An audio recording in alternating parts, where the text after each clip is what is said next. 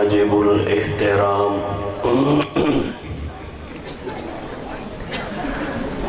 قابل صد تکریم و تعظیم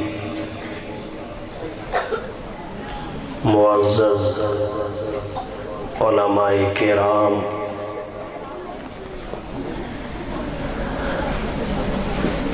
عزیز بھائیوں، دوستوں، بزرگوں، 25 دسمبر سن 2021 کو کوٹ پنڈی داس میں سیرت امام الانبیاء کانفرنس میں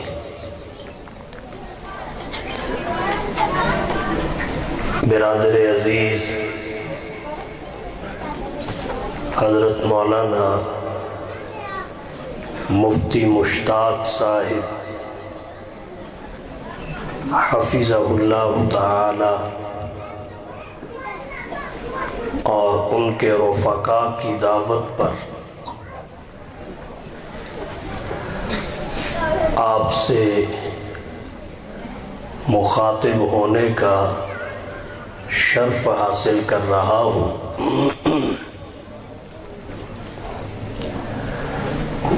قرآن کریم کی ایک آیت مبارکہ میں نے تلاوت کی ہے۔ مختصر وقت میں اسی کی روشنی میں چند معروضات آپ کی توجہ کی نظر کروں گا۔ آیت کریمہ میں اللہ تعالیٰ نے اولاً اپنے 2 احسانات کا ذکر فرمایا، ثانیاً جناب نبی کریم صلی اللہ علیہ وسلم کی 2 ذمہ داریوں کو ذکر کیا، ثالثاً دونوں ذمہ داریوں کے ساتھ حضور کے تشریف لانے کی وجہ ذکر فرمائی۔ الغرض آیت کریمہ میں 5 امور کا ذکر ہے، اللہ کے 2 احسانات، رسول اللہ کی 2 ذمہ داریاں اور اس کی وجہ اور سبب۔ مختصر وضاحت کروں گا۔ اللہ تعالیٰ نے فرمایا لَقَدْ مَنَّ اللَّهُ عَلَى الْمُؤْمِنِينَ، البتہ تحقیق اللہ نے اہل ایمان پر بے بدل، بے مثل، بے مثال اور بے نظیر انعام فرمایا۔ کب؟ اذ بعث فیہم رسولا، جس وقت ان میں ایک رسول بھیجا۔ یہ اللہ کا پہلا احسان ہے، اللہ نے ایک رسول بھیج کر اہل ایمان پر ایسا انعام اور احسان کیا جس کی مثال نہیں ملتی۔ کوئی بھی شخص یہ سوال کر سکتا ہے، رسول تو 313 ہے، یہاں فرمایا گیا اذ بعث فیہم رسولا، جس وقت ان میں ایک رسول بھیجا۔ ایک رسول بھیجنے کا کیا مطلب؟ اس کے 2 جواب عرض کرنا چاہوں گا۔ پہلا جواب یہ ہے، گو معروف اور مشہور روایت کے مطابق رسول 313 ہے، مگر 312 رسول بنی اسرائیل میں آئے۔ 13واں رسول وہ بنی اسماعیل میں آیا۔ بنی اسماعیل میں ایک ہی رسول آئے اور وہ حضرت محمد صلی اللہ علیہ وسلم ہے، اور یہاں اسی بنی اسماعیل میں آنے والے ایک رسول کا ذکر ہے۔ دوسرا جواب یہ ہے، رسول گو 313 ہے، بنی اسرائیل میں ہوں یا بنی اسماعیل میں، دونوں میں لا کر معروف اور مشہور روایت کے مطابق 313 ہے، مگر ان 313 میں آخری رسول وہ ہے جو اپنی شان کا اکیلا ہے۔ رسول اور بھی ہیں، لیکن یہاں جس کی بعثت کو اللہ نے بے مثل انعام قرار دیا وہ اپنی شان میں اکیلا ہے، جو عظمت، رفعت، مرتبت، بلندی اور شان اللہ نے اسے عطا فرمائی ہے، وہ کسی کو بھی عطا نہیں فرمائی۔ ایک رسول بھیجا، مطلب اپنی شان کا ایک، اس شان کا دوسرا کوئی نہیں۔ آپ سوال کریں گے، منفرد شان، عظمت میں یکتا، نرالے کمال، آخر وہ کون سے ہیں؟ اگرچہ ان کا احاطہ نہیں کیا جا سکتا، ممکن ہی نہیں، کسی کے بس میں نہیں، دسترس میں نہیں۔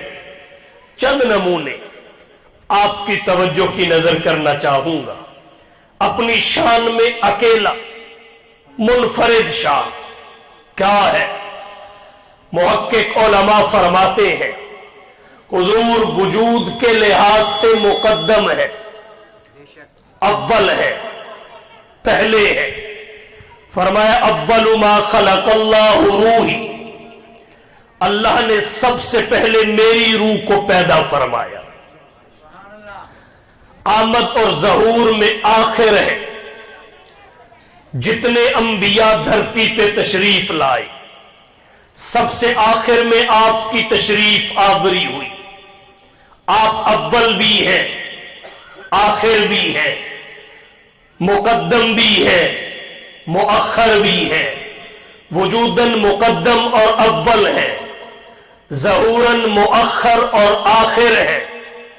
سوال پیدا ہوتا ہے، جب آپ وجود میں اول ہیں پھر ظہور میں آخر کیوں؟ محقق علماء فرماتے ہیں وجہ یہ ہے، وجود میں پہلے ہونا افضلیت کی علامت ہے، آمد میں آخری ہونا افضلیت کی علامت ہے، اور اللہ نے ساری افضلیت مصطفیٰ کے دامن میں رکھ دی ہے۔ منفرد شان، وجوداً مقدم ہے، ظہوراً مؤخر ہے، پھر آپ کا سب انبیاء کے بعد میں آنا، آخر میں تشریف لانا، یہ کوئی زمانے کے اتفاق کی وجہ سے نہیں ہے، ازل میں بنائی ہوئی ترتیب کا نتیجہ ہے۔ امام سیوطی رحمت اللہ علیہ نے در منصور میں روایت ذکر کی، حضور صلی اللہ علیہ وسلم نے فرمایا کنت اول الانبیاء فی الخلق، میں تخلیق میں سب انبیاء سے پہلے ہوں، اول ہوں، وآخرہم فی البعث، بعثت اور آمد میں آخری ہوں۔ یہ اتفاق زمانی نہیں ہے، ترتیب ربانی ہے۔ نبوت ملنے کے اعتبار سے آپ اول ہیں۔ کیسے؟ بانی دارالعلوم دیوبند हुज्जतुल इस्लाम वल मुस्लिमीन, कासिमुल उलूम वल खैरात, मंबे फयूज़ व बरक़ात, साहिब आबे हयात हजरत मौलाना मोहम्मद कासिम नानोतवी रहमतुल्लाह अलैह हुजूर की नबुव्वत को जाती करार देते हैं। दीगर अंबिया की नबुव्वतें हुजूर की नबुव्वत के तुफैल करार देते हैं। तरतीब में जाती मुकद्दम होती है, अव्वल और पहले होती है, इसलिए आप हुसूले नबुव्वत में अव्वल हैं। और कहना चाहूंगा इस बास फीहिम रसूला, अपनी शान का अकेला रसूल, अपने कमाल में मुनफरिद रसूल। हर नबी की नबुव्वत महदूद है, जमाने के लिहाज से, इलाके के लिहाज से, अफराद के लिहाज से हुजूर की नबुव्वत गैर महदूद है। हर लिहाज से दीगर अंबिया के पास फकत नबुव्वत है, आपके पास नबुव्वत भी है, खत्मे नबुव्वत भी है। दीगर अंबिया की उम्मत, आपकी खैरुल उम्मत, मुरसलीन के पास किताबुल्लाह, आपके पास कलामुल्लाह। दीगर अंबिया का कलमा फकत उम्मतों ने पढ़ा, मुस्तफा का कलमा आदम ता ईसा जमी नबुव्वतों ने पढ़ा।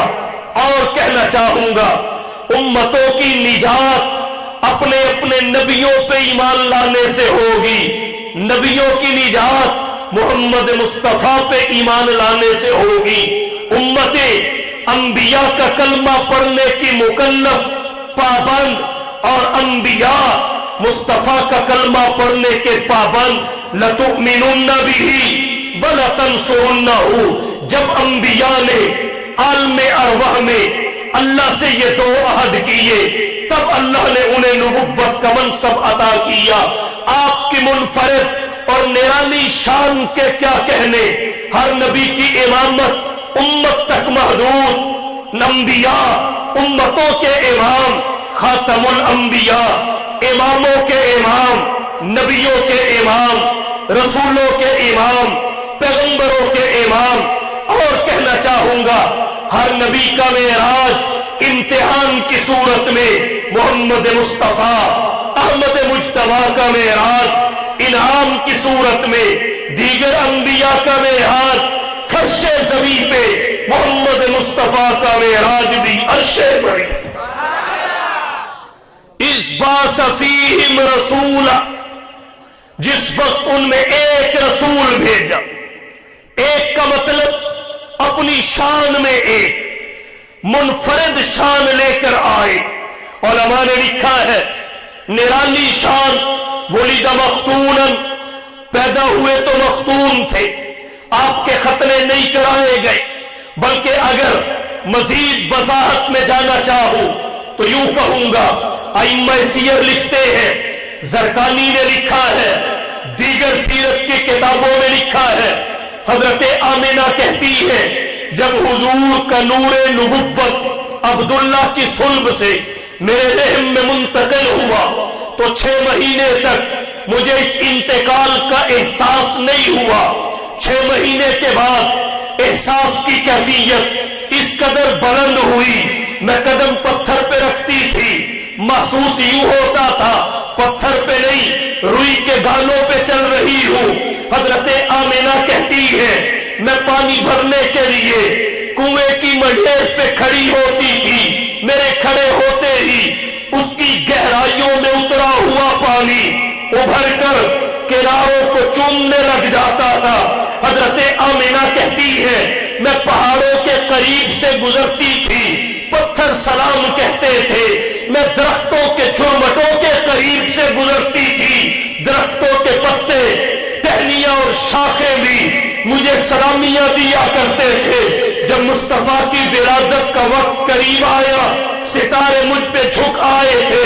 हजरत आमिना कहती है जब मुस्तफा धरती पे तशरीफ लाए तो घर नूर से मुनव्वर हो गया था। आइम्मा सीरत लिखते हैं जब हुजूर पैदा हुए उस वक्त काबतुल्लाह में जितने बुत नसब थे सब सरनगू हो गए थे। क्या کہیے آپ منفرد شان لے کے آئے، آپ کی شان کا کیا کہنا۔ امام انقلاب حضرت شاہ ولی اللہ صاحب محدث دہلوی رحمہ اللہ فرماتے ہیں حضور دھرتی پہ تشریف لائے، کسرا کے محل میں زلزلہ آیا، 14 کنگرے گر پڑے، بحیرہ تبریہ خشک ہو گیا، آتش کدے فارس بجھ گیا جو 1000 سال سے روشن تھا، اور کہنا چاہوں گا بحیرہ ساوا کی روانی جاتی رہی جب حضور دھرتی پہ تشریف لائے۔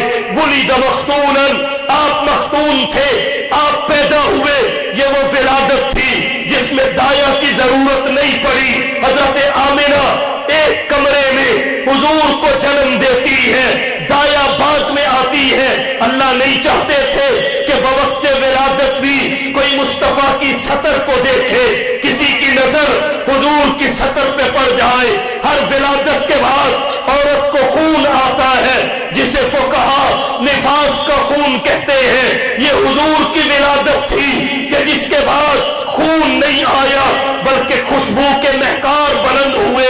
اور کہنا چاہوں گا ولد مختونا، آپ مختون پیدا ہوئے، آپ نے بچپن میں بھی کپڑوں میں پیشاب نہیں کیا، بچپن میں بھی آپ صلی اللہ علیہ وسلم نے بستر پہ حاجت نہیں کی۔ ولد مختونا، پیدا ہوئے تو مختون تھے، آپ کے ناخن کٹے ہوئے تھے، بال بنے ہوئے تھے، آنکھوں میں سرما لگا ہوا تھا۔ جب آپ تشریف لائے آپ کی زبان پر اللہ کی تعریف و توصیف اور حمد و ثنا کے ترانے اور قصیدے گونج رہے تھے۔ جبین نیاز کے تقدس کو اللہ کے دربار میں جھکا کے انسانیت کو یہ پیغام اور میسج دے رہے تھے کہ یہ ایک سجدہ، یہ ایک سجدہ، یہ ایک سجدہ جسے تو گرا سمجھتا ہے 1000 سجدوں سے دیتا ہے آدمی کو دیا۔ شان محمد مصطفیٰ، شان رسالت حضرت مولانا علامہ شاہ نواز فاروقی صاحب۔ اس باس فیہم رسولا، جس وقت ان میں ایک رسول بھیجا، کیا مطلب؟ اپنی شان میں ایک، اپنی شان میں ایک، اللہ اللہ آمد حبیب خدا کا وہ غلغلہ، اللہ اللہ آمد حبیب خدا کا وہ غلغلہ، اس قدر شان سے اس دنیا میں آ سکتا ہے کون؟ اور بارگاہ مصطفیٰ میں وہ صحابہ کا ہجوم، اتنے تابندہ ستارے یوں سجا سکتا ہے کون؟ اور دار فانی میں محمد کی محبت ہے بقا، جو نصیر ان پہ مٹا بھلا اس کو مٹا سکتا ہے کون؟ اس باس فیہم رسول، ایک رسول اپنی شان کا اکیلا۔ ولد مختونا، پیدا ہوئے تو مختون تھے، ما بقا ظلہ علی الارض، آپ کا سایہ تو تھا مگر زمین پہ نہیں پڑتا تھا کہ نبی کے سائے پہ بھی کسی کا قدم آ جائے۔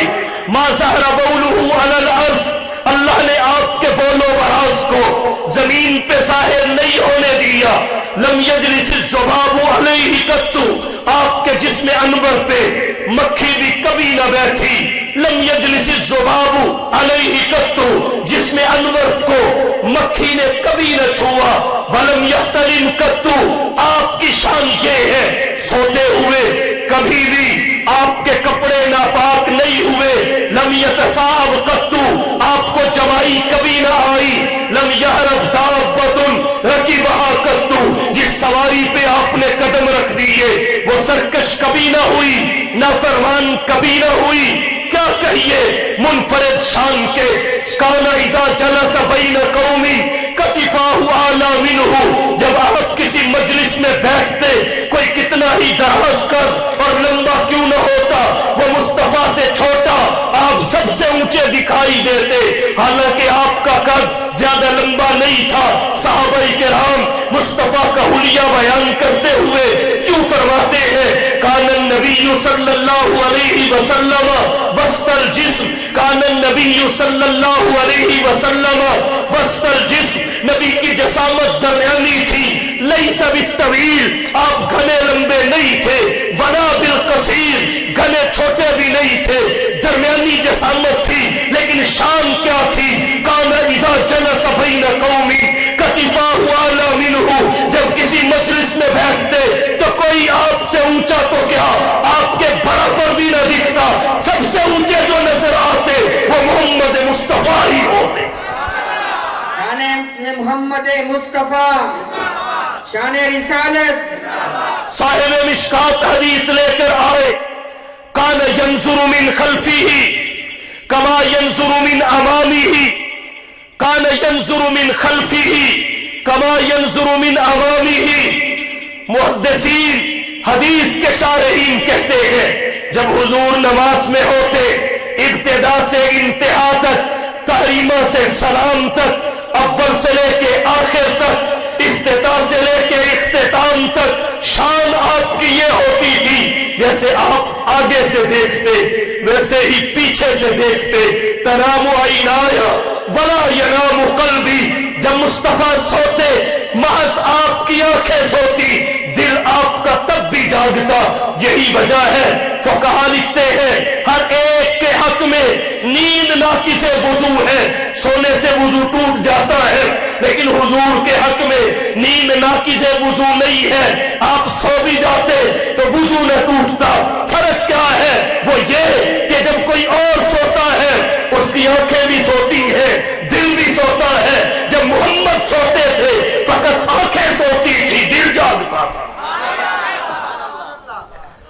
جب حضور کا انتقال ہوا صحابہ کی مقدس جماعت کہہ رہی تھی حضور وفات پا چکے ہیں، حضرت عمر بن خطاب رضی اللہ تعالیٰ عنہ ماننے کو تیار نہیں تھے۔ حضرت عمر کوئی معمولی شخصیت نہیں تھی، معمولی ہستی نہیں تھے، اترنے سے پہلے وہی بول دیتے تھے جس نے عرش سے فرش پہ آنا ہوتا تھا۔ اور یہ کیوں بولتے تھے؟ مسلم کی روایت ہے، حضرت عائشہ کہتی ہیں حضور نے فرمایا قد کان یکون قبلکم فی الامم محدثون، قد کان قبلکم فی الامم محدثون فإن یک فی امتی منہم احد فإن عمر بن الخطاب منہم۔ حضور نے فرمایا پہلی امتوں میں محدث ہوا کرتے تھے، میری امت کا محدث عمر بن خطاب ہے۔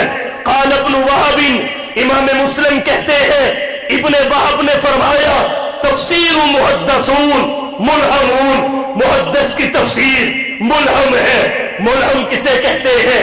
جس پہ اللہ سچا الہام کرے، حقیقت اور اس کے درمیان جتنے پردے ہو اللہ سارے ہٹا دے، وہ دور بیٹھ کے بھی حقیقت دیکھ لے، اسے محدث کہتے ہیں۔ یہ شان حضرت عمر کی تھی۔ دیکھا مسجد نبوی کے منبر پہ کھڑے ہو کے کہ صحابہ کرام جو عراق کی سرزمین پہ، ان کے ساتھ تابعین جو عراق کی سرزمین پہ جنگ لڑ رہے ہیں، وہ دشمن کے گھیرے میں آنے والے ہیں، تو منبر پہ کھڑے ہو کے کہا یا ساریت الجبل، یا ساریت الجبل، یا ساریت الجبل۔ کہاں کھڑے تھے، کہاں دیکھا، پردے ہٹ گئے۔ بالکل اسی طرح فرش پہ بیٹھے ہوتے تھے، عرش سے اترنا ہوتا تھا، پردے ہٹ جاتے تھے، اترنے سے پہلے بول پڑتے تھے سبحانک ھذا بہتان عظیم۔ محدث امت، میں یہ نہیں کہتا عمر کی رائے قرآن بنتی تھی، میں یہ کہتا ہوں جو قرآن اترنا ہوتا تھا عمر اترنے سے پہلے دیکھ لیتے تھے، عمر پہ کھل جاتا تھا۔ عمر کی رائے قرآن بنتی تھی، یہ کیوں نہیں کہتا؟ اس لیے کہ قرآن ازلی اور ابدی ہے۔ جب کائنات نہیں بنی تھی قرآن تب بھی تھا، یہ اللہ کی صفت ہے۔ اور علم کلام کے ماہرین لکھتے ہیں، علم العقائد کے ماہرین لکھتے ہیں جس کی ذات قدیم ہو اس کی صفات بھی قدیم ہوتی ہے، جیسی ذات ویسی صفات۔ اور کلام متکلم کی صفت ہوتی ہے، جب اللہ جو متکلم ہے وہ قدیم ہے تو قرآن جو اس کی صفت اور کلام ہے یہ بھی قدیم ہے۔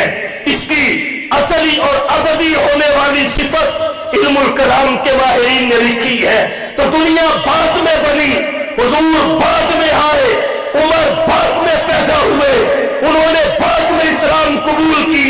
وہ بعد میں بولے، لیکن قرآن اس سے پہلے کا وجود میں آ چکا۔ تو حضرت عمر اترنے سے پہلے پہچان لیتے تھے، پردے ہٹ جاتے تھے، پردے ہٹ جاتے تھے، جس طرح ابراہیم کے لیے ہٹ گئے۔ کذالک نری ابراہیم ملکوت السماوات والارض ولیکون من الموقنین۔ تو عرض یہ کرتا ہوں، معمولی شخصیت نہیں تھے حضرت عمر کا اختلاف، معمولی شخصیت کا اختلاف نہیں تھا۔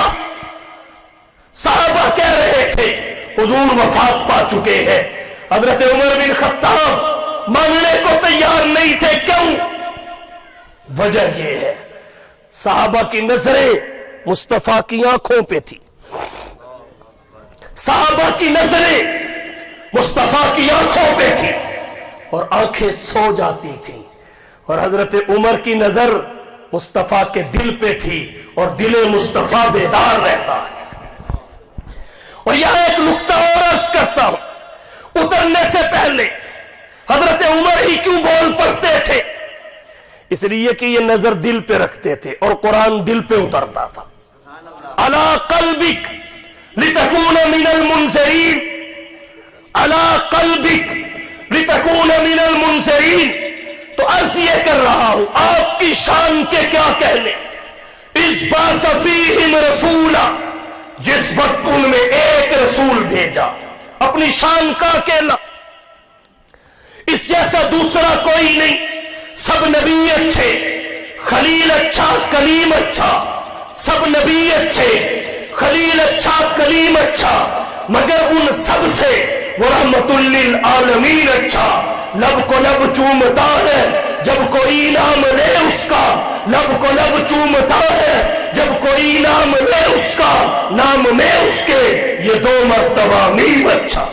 اور عرب کے اندر وہی معظم، عرب کے اندر وہی معظم، عجم کے اندر وہی مکرم، وہ فخر آدم، امان عالم، امین محکم، رسول اکرم۔ اس بعث فیہم رسولا، تو ایک احسان اللہ کا یہ کہ اللہ نے آپ کو رسول بنا کر بھیجا، ایک احسان یہ آپ کو رسول بنا کر بھیجا۔ پھر ایک بات یہاں اور عرض کرنا چاہوں گا، پہلے بھی رسول بھیجے، آپ کو بھی رسول بنا کر بھیجا، ان کی آمد پر بیان احسان کا یہ انداز اختیار نہیں کیا جو حضور کی آمد اور بعثت پر کیا۔ کیوں؟ وجہ یہ ہے باقی انبیاء کے آنے سے قصر نبوت کی فقط تعمیر ہوئی، باقی انبیاء کے آنے سے قصر نبوت کی تعمیر ہوئی، اور مصطفیٰ کے تشریف لانے سے تکمیل ہو گئی۔ اسی تکمیل کو ختم نبوت کہتے ہیں، اور ختم نبوت نبوت سے بڑا انعام ہے۔ تو اللہ نے اس وقت فرمایا اس بعث فیہم رسولا، جب ان میں ایک رسول بھیجا۔ اور پھر یاد رکھیے اللہ کے احسانات متعدد ہیں، ان گنت ہیں، لیکن اللہ کا سب سے بڑا احسان یہ ہے کہ اس نے ہم جیسے گناہگاروں کو اپنا حبیب عطا کیا۔ سب کچھ دے دیتے ہیں لوگ، لیکن اپنا محبوب کوئی کسی کو نہیں دیتا۔ اللہ کی فیاضی دیکھیے، اس نے ہمیں اپنا محبوب دیا ہے، اور پہلے سب کچھ محبوب کو دیا ہے۔ جو محبوب کے شایان شان تھا سارا محبوب کو عطا کیا۔ فرمایا انا اعطیناک الکوثر، اے حبیب ہم نے آپ کو کوثر عطا کیا۔ صاحب بحر محیط نے تفسیر بحر محیط میں کوثر کے 26 معانی لکھے، 26 معانی۔ ایک معنی ذکر کرتا ہوں، امام بخاری رحمت اللہ علیہ نے بخاری شریف میں حضرت عبداللہ بن عباس رضی اللہ تعالی عنہ سے ایک معنی ذکر کیا جو ایسا جامع ہے، سب معانی کو اپنے دامن میں سمیٹ لیتا ہے۔ فرمایا الکوثر الخیر الکثیر آتاہ اللہ ایہ، کوثر اس خیر کثیر کو کہتے ہیں جو اللہ نے حضور کو عطا فرمایا ہے۔ خیر کثیر کسے کہتے ہیں؟ امام الہند، امام انقلاب حضرت مولانا ابو الکلام صاحب آزاد रहिमहुल्लाह फरमाते हैं, खैर कसीर हर मामले की अच्छाई और भलाई को कहते हैं जो अल्लाह ने मुस्तफा को अता की। मामला नबुव्वत का हो तो आला नबुव्वत मुस्तफा के पास, मामला उम्मत का हो तो आला उम्मत मुस्तफा के पास, मामला वही का हो तो आला वही मुस्तफा के पास, मामला कलमे का हो तो आला कलमा मुस्तफा के पास, मामला इमामत का हो तो आला इमामत मुस्तफा के पास, मामला शफाअत का हो तो आला शफाअत मुस्तफा के पास, मामला मेराज का हो तो आला मेराज मुस्तफा के पास। अल्लाह ने जो मुस्तफा के शायाने शान था मुस्तफा के दामन में डाल दिया। जब मुस्तफा का दामन अजमतों से भर दिया तो अजमतों वाला हबीब हमें अता कर दिया। तो हुजूर की आमद और बेसत, इससे बड़ा अल्लाह का एहसान हमारे लिए और क्या हो सकता है। इस बासफीहिम रसूला, एक एहसान ये कि अल्लाह ने आपको रसूल बनाकर भेजा। दूसरा एहसान ये मिन अनफुसिहिम, जिनके लिए भेजा उन्हीं में से भेजा, जिन्स भी वही नौ भी वही, इंसानों के लिए इंसान कामिल, बशर के लिए सैयदुल बशर, अजमलुल बशर, अकमलुल बशर, अहसनुल बशर, अरहमुल बशर, अराफुल बशर। तो एक एहसान ये कि आपको रसूल बनाया, दूसरा एहसान ये जिनके लिए बनाया उन्हीं में से बनाया।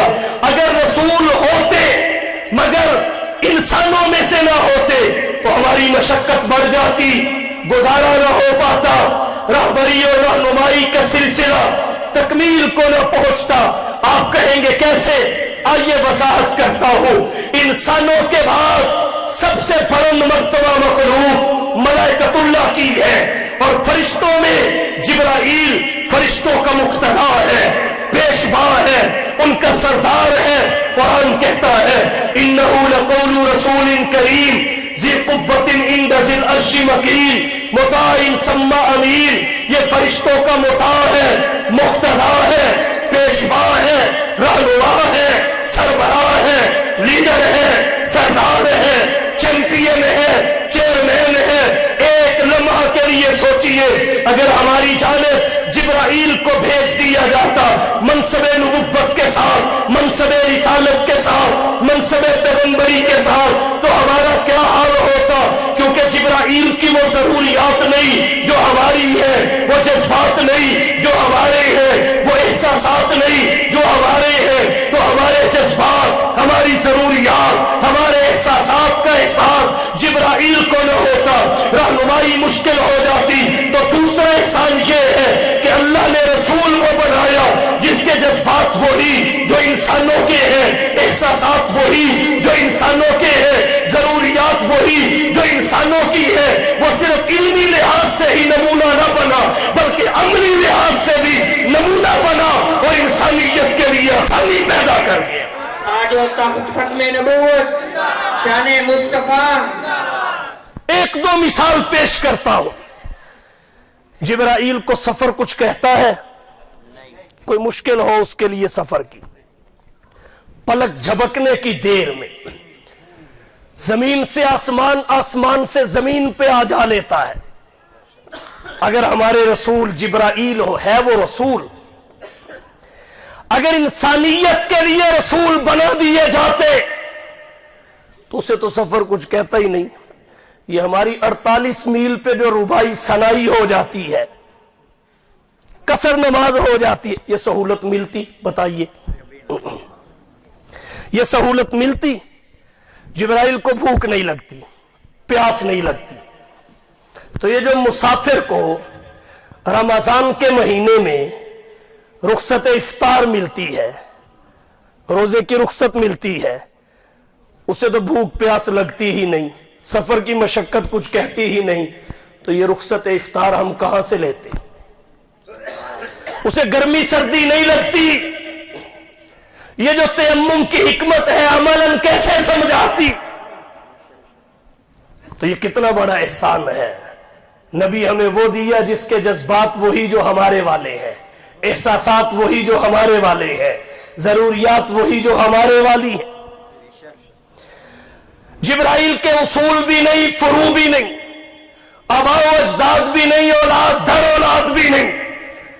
تو جبرائیل کیا جانے باپ کی وفات پہ، اس کے انتقال پہ فراق کا غم اور صدمہ کیا ہوتا ہے.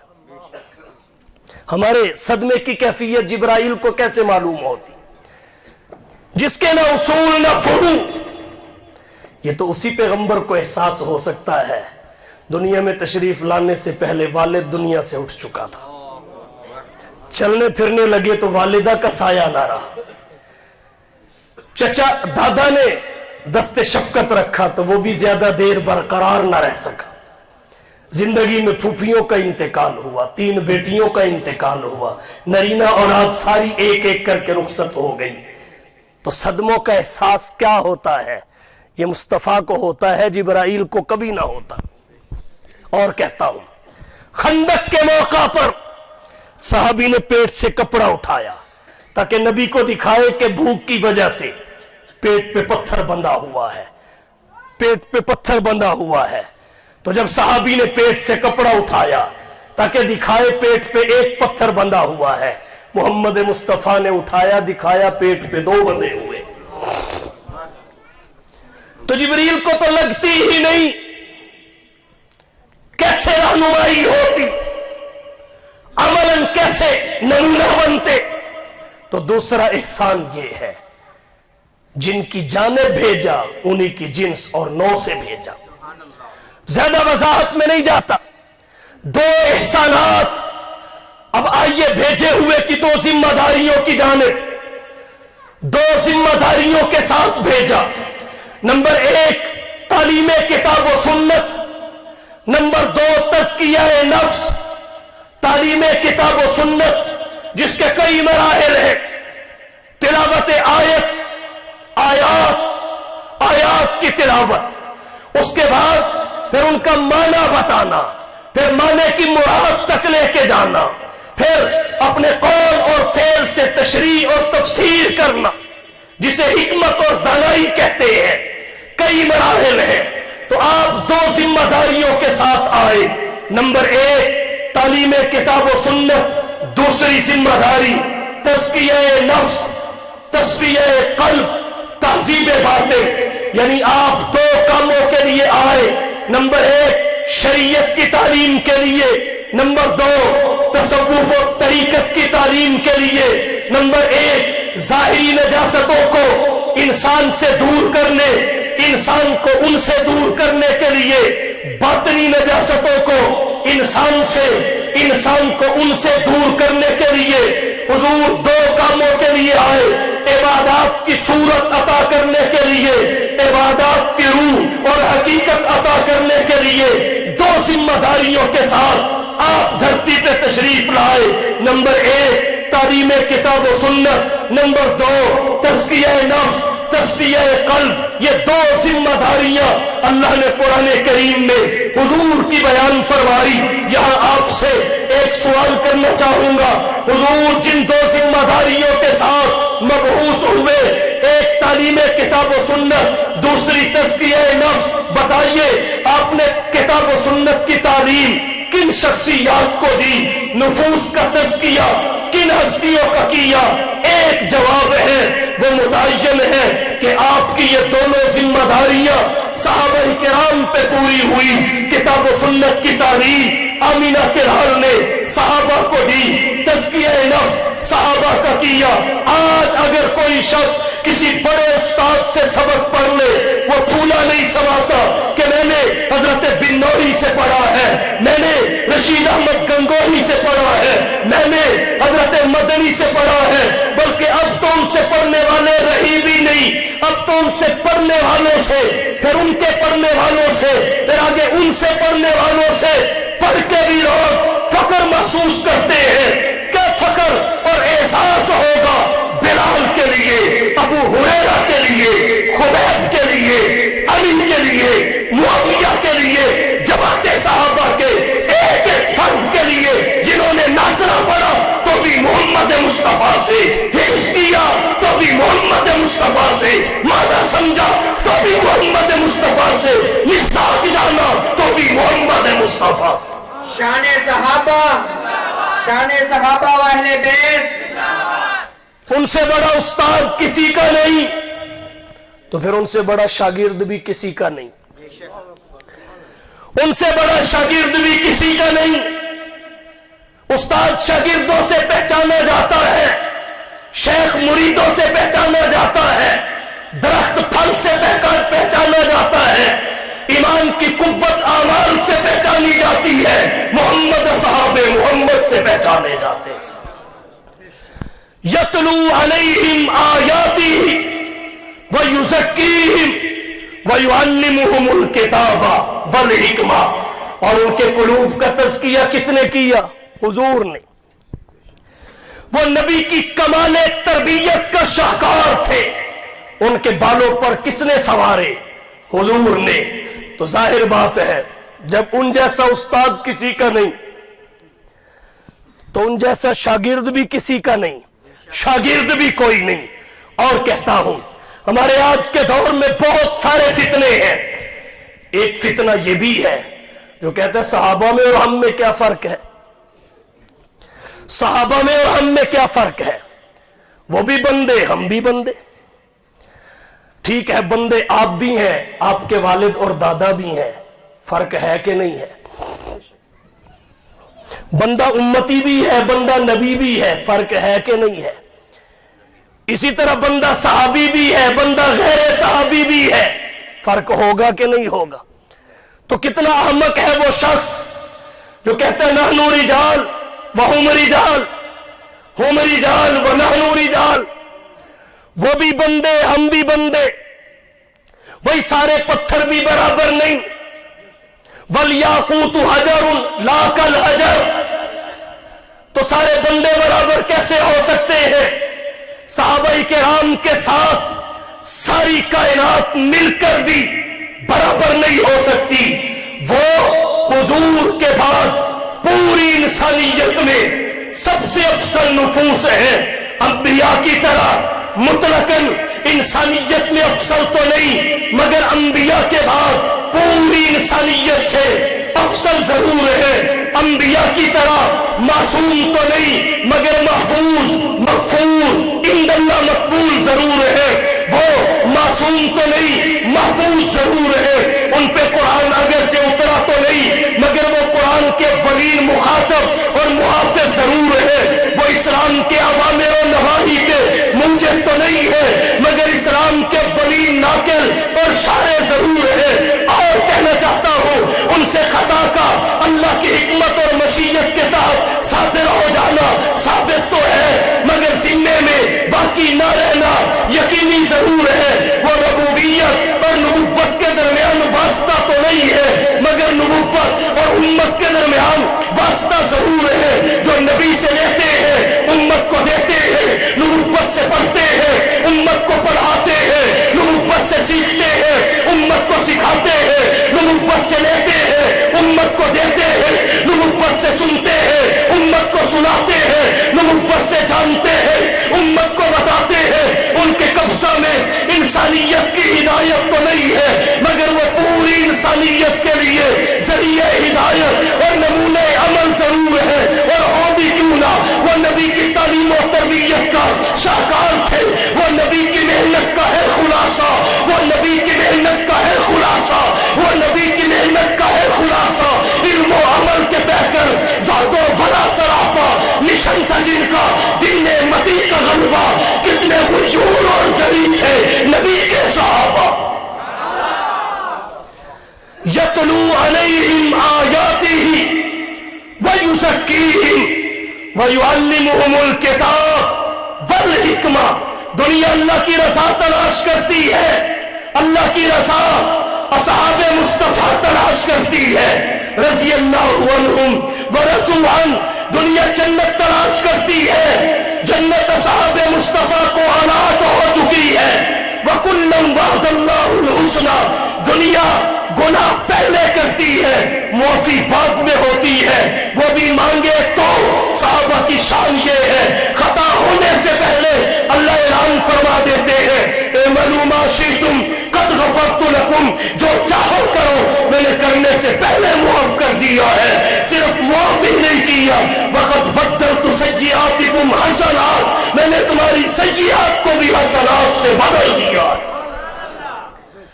तालीम और तरबियत नबवी का शाहकार, इस बात फीहिम रसूला मिन अनफुसिहिम यतलू अलैहिम आयातिही व युज़क्कीहिम व युअल्लिमुहुमुल किताब वल हिकमा।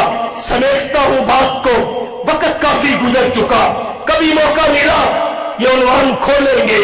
सहाबा की अजमत का उन्वान महदूद नहीं है, मुख्तसर नहीं है, छोटा नहीं है, इसके लिए बहुत वक्त चाहिए।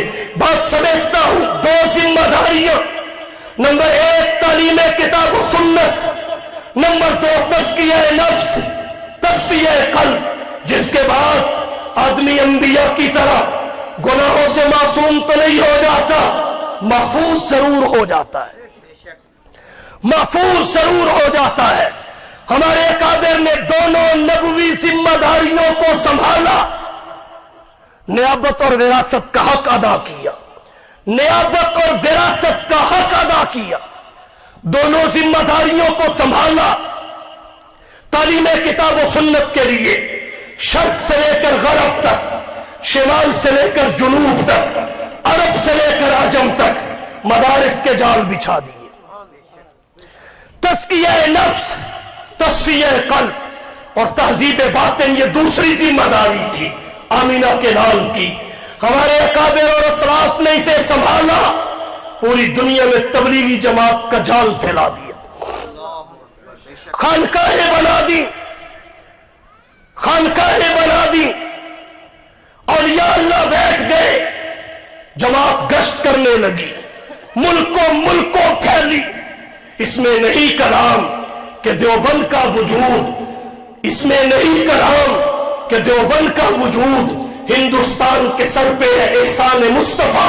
इस मदरसा के जज्बा इज्जत सरिश्त से पहुंचा है खासो आम को फैजान मुस्तफा, और चार दांग आलम में गूंजेगा ननौतवी का नाम, बाता है जिसने वादा इरफान मुस्तफा।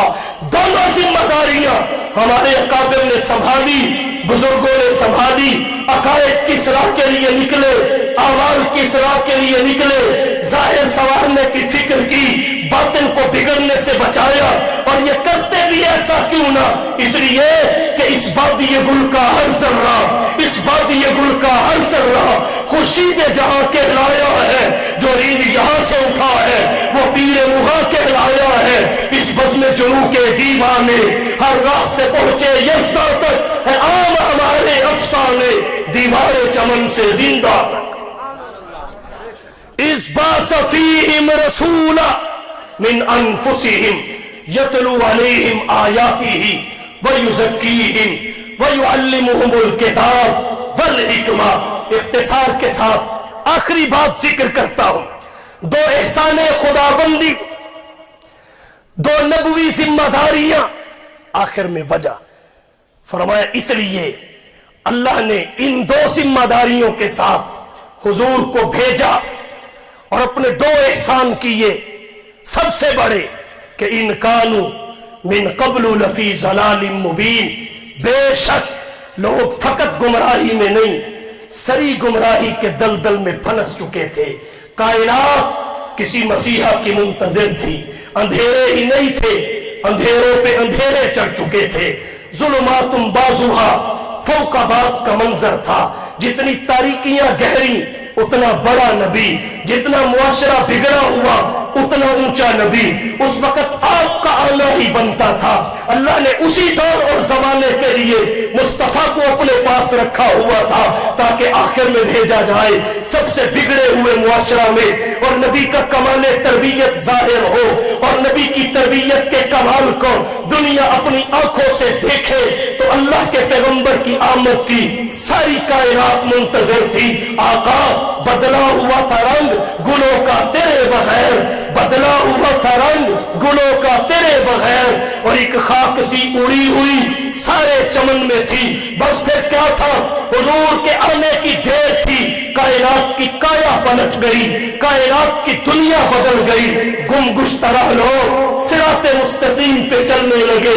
آپ کے آنے کی دیر تھی. ضلالت ہدایت میں بدلی, جہالت علمیت میں بدلی, بغاوت اطاعت میں بدلی, شقاوت سعادت میں بدلی, اجنبیت اپنائیت میں بدلی, جفا وفا میں بدلی, دو قربتوں میں سمٹا. حضور کے آنے کی دیر تھی. ذرے صحرا ہوئے, قطرے دریا ہوئے, غلام آقا ہوئے. آقا درفشانی نے تیری قطروں کو دریا کر دیا, درفشانی نے تیری قطروں کو دریا کر دیا. دل کا روشن آنکھوں کو بینا کر دیا, اور خود نہ تھے جو راہ پر اوروں کے ہادی بن گئے. کیا نظر تھی جس نے مردوں کو مسیحا کر دیا. غیر مسلم بولے کس نے ذروں کو اٹھایا اور صحرا کر دیا, کس نے ذروں کو اٹھایا اور صحرا کر دیا, کس نے قطروں کو ملایا اور دریا کر دیا. زندہ ہو جاتے ہیں جو مرتے ہیں ان کے نام پر. اللہ اللہ موت کو کس نے مسیحا کر دیا, اور شوکت مغرور کا کس شخص نے توڑا تلسم. منہدم کس نے الہی کسرا کر دیا, اور کس کی حکمت نے کیا, یا کس کی حکمت نے یتیموں کو کیا در یتیم, اور غلاموں کو زمانے بھر کا مولا کر دیا. کہہ دیا لا تقنطوا, اختر کسی نے کان میں, اور دل کو سر بسر محو تمنا کر دیا. ساتھ پردوں میں چھپا بیٹھا تو اس نے کائنات, پھر کسی نے اس کو عالم آشکارا کر دیا. آدمیت کا غرض ساما مہیا کر دیا.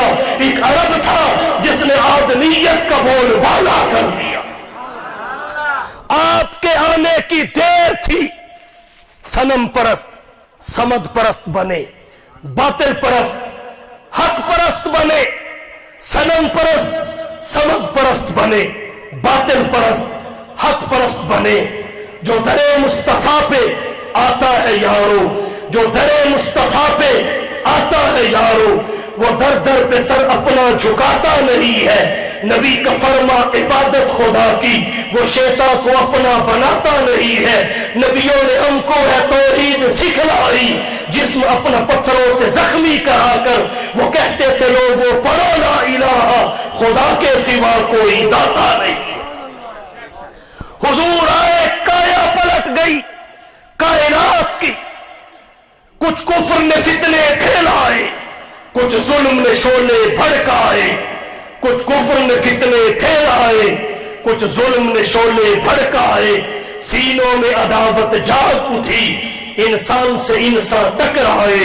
پامال کیا برباد کیا کمزور کو طاقت والوں نے. جب ظلم و ستم حد سے گزرے تشریف محمد لے آئے. تو آپ کا آنا ہی بنتا تھا. آپ کیوں آئے؟ اس لیے آپ نبی سب سے بڑے, آپ کے آنے سے پہلے گمراہی سب سے بڑی. ظلمات بعضها فوق بعض کا منظر. تو اللہ نے آپ کو دنیا میں بھیجا. لوگوں نے دیکھا کہ اپنی ہی عزتوں پہ میلی نگاہ رکھنے والے دوسروں کی عزتوں کے محافظ بنے. لوگوں نے دیکھا جو حلائے عرب مقام صحابیت پہ پہنچے. عرب کا بگڑا ہوا معاشرہ روئے زمین کا آئیڈیل معاشرہ بنا. حضور آئے, انقلاب آ گیا. غاصبانہ نظام کا خاتمہ ہوا, عادلانہ نظام کا غلبہ ہوا. وَإِن كَانُوا مِن قَبْلُ لَفِي ضَلَالٍ مُبِينٍ. دو احسان خداوندی, دو فرائض نبوی, ایک اس کی وجہ. آئیے آج کے معاشرے کی توجہ اہم پہلو کی جانب مبذول کرا کے بات ختم کرنے لگا ہوں. ہمارے آج کے معاشرے کو حضور کا آنا تو یاد ہے, آنے کا مقصد یاد نہیں ہے. ولادت یاد ہے, ولادت کے مقاصد بھول چکے ہیں. یہی وجہ ہے ہمارا معاشرہ جشن پہ اڑا ہوا ہے. मिशन की फिक्र नहीं है। हमारा मुआशरा मिलाद पे खड़ा हुआ है, सुन्नत के महाज की जानिब सफर नहीं है। जब तक हम जश्न से मिशन की जानिब, मिलाद से शरीयत के महाज की जानिब नहीं बढ़ेंगे, उस वक्त तक हम दुनिया में अपनी कर्ज तकलीफ और मकसद पैदाइश को कभी पूरा नहीं कर सकेंगे। तो आइए नबी की तालीमात को फॉलो करें, नबी की सुन्नत को फॉलो करें, नबी की शरीयत को फॉलो करें। हमारा फोकस विलादत के जश्न पे नहीं, नबी की सीरत पे होना चाहिए, ताकि नबी की सीरत की महफूजियत, तारीखियत, जामइयत, कामिलियत और अमलियत का इजहार हो।